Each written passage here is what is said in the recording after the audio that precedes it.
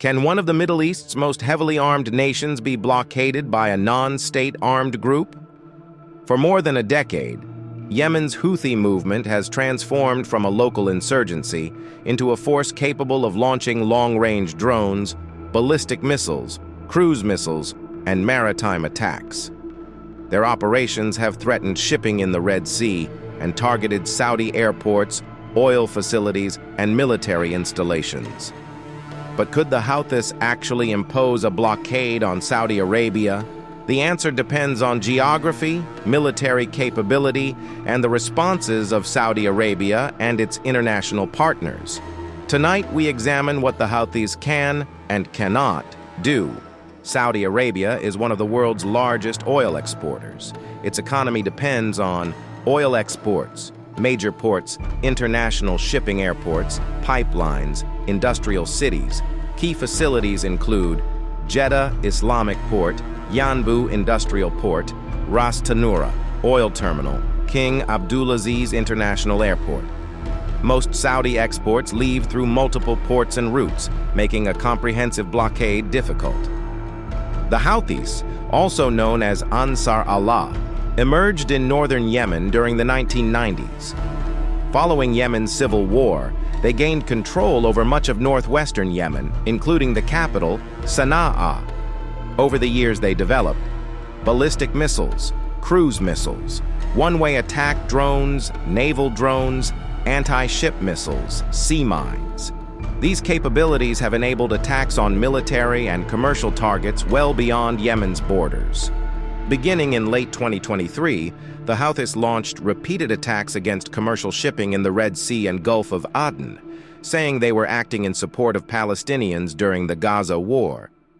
Many shipping companies rerouted vessels around southern Africa, increasing travel time and costs. Explained that these attacks disrupted maritime traffic, but did not amount to a complete closure of the Red Sea.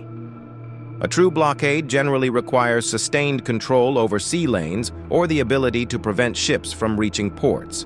The Houthis have demonstrated an ability to threaten some shipping routes, increase insurance costs, delay commercial traffic, force temporary route changes.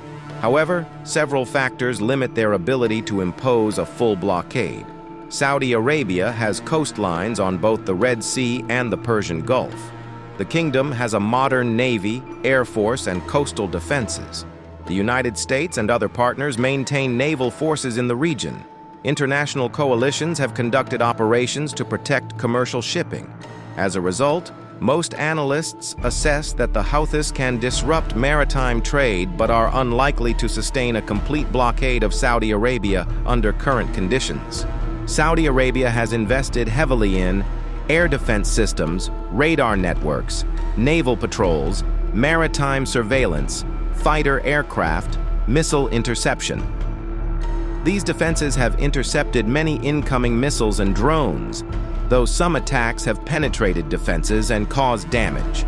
The challenge is that defending against repeated low-cost drones and missiles can be expensive and resource-intensive. If maritime attacks intensified, possible consequences could include higher shipping costs, increased oil price volatility, delays in global supply chains, greater insurance premiums, expanded international naval operations. The Red Sea is one of the world's busiest maritime corridors, making its security important for global trade. The Houthis have shown that a non-state armed group can significantly disrupt regional shipping and challenge a much larger military. However, disruption is not the same as blockade. Based on publicly available evidence, the Houthis possess the capability to threaten vessels, launch missiles and drones, and temporarily affect shipping patterns. They do not currently possess the naval power needed to maintain a comprehensive blockade of Saudi Arabia's coastline or completely stop its maritime trade.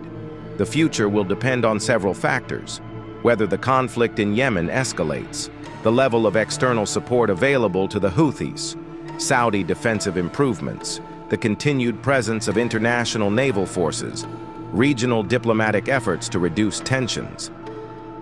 Modern conflicts are increasingly shaped not only by armies and fleets, but also by drones, missiles, and the ability to disrupt global commerce.